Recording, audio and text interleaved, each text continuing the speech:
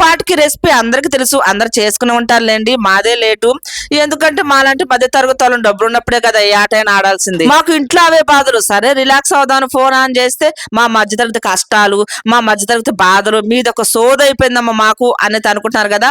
ఆ సోదంతా ఏం చెప్పనబ్బా, రెసిపీ అయితే చెప్పేస్తాను మీకు. ఇప్పుడు నేను చేసే రెసిపీ KFC చికెన్ మసాలా. ఇప్పుడు నుంచి అడుగుతున్నాడు, ఏ పెద్ద ప్రాసెస్ లేదబ్బా, చాలా తక్కువే. దీనికి స్కిన్ లెస్ బోన్ లెస్ అంటే ఏం అవసరం లేదు. ఏమన్నా సరే పెద్ద పెద్ద ముక్కలు ఉంటే చాలు. ఫస్ట్ చికెన్ ని మజ్జిగలో నానబెట్టుకోవాలి, అప్పుడు టేస్ట్ బాగుంటది. ఆ మజ్జిగలో ఉప్పు, పసుపు, కారం, ధనియాల పొడి, చికెన్ మసాలా, అల్లం పేస్ట్ వేసి 1 గంట 2 గంటలు అయితే ఫ్రిడ్జ్ లో పెట్టేసుకోండి, మంచిగా మ్యాగ్నెట్ అయిపోద్ది. కప్పు మైదా పిండి, కప్పు కార్న్ఫ్లోర్ పొడి, ఉప్పు, పసుపు, కారం, ధనియాల పొడి, చికెన్ మసాలా పొడి వేసి కలిపేసుకోండి.